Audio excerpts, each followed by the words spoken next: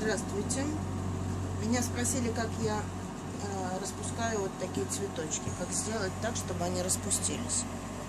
Ну, я решила быстренько это дело сделать вместе с Олей. Оля меня будет снимать. Вот я сделала бусинку, на которую я хочу посадить оранжевый цветочек. Цветочек у меня греется в печке. Оля, покажи. Вот он стоит, горяченький. Вообще-то он желтый, но вот он от того, что температура, и от того, что он горячий, он стал оранжевый. Я делаю каплю на конце прозрачного стекла. Вот она, капля готова. Не очень большая. Капля прямо совсем, просто кончик. Нельзя много. И вот так вот делаю вот такой вот грибочек сейчас. Как бы прижимаю. Вот он, грибочек. И не сразу тоже в огонь сую. Немножечко еще муриночку подогреваю, чтобы она не треснула.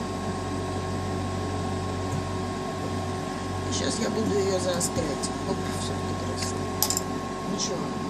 Маленький кусочек отвалился, не страшно. Многие заостряют эти мурины заранее, а потом как-то втыкают. Ну, мне как-то это не очень нравится. Зато в любой момент можно взять мурину и в любой момент ее поставить, даже не заостренную. Мало ли, когда нам приспичит ее схватить. Вот я кончик нагрела. Теперь я ее беру в руку и оттягиваю вот так вот щипцами кончик. Оттягиваю и отжигаю. Она получается такая остренькая. Совсем остренькая.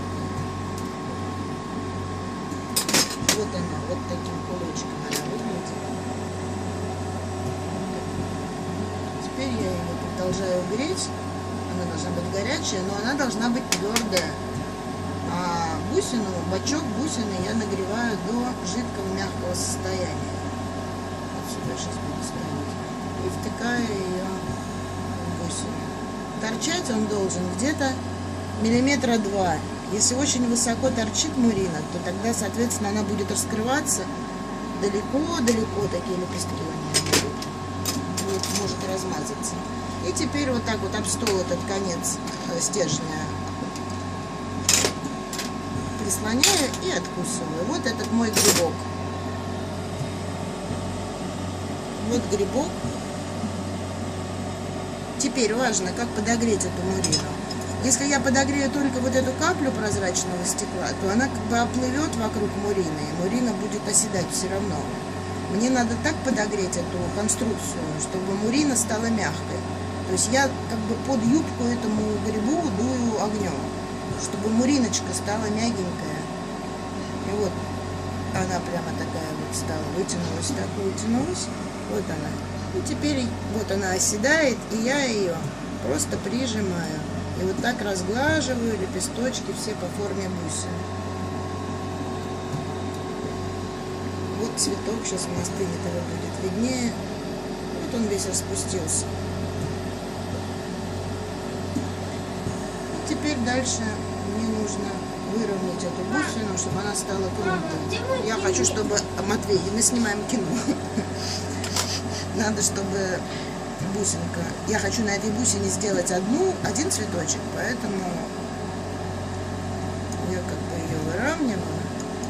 Ну и дальше ее, по идее, надо залить прозрачным стеклом вот здесь, там, где нет цветочка, чтобы бусинка была круглая.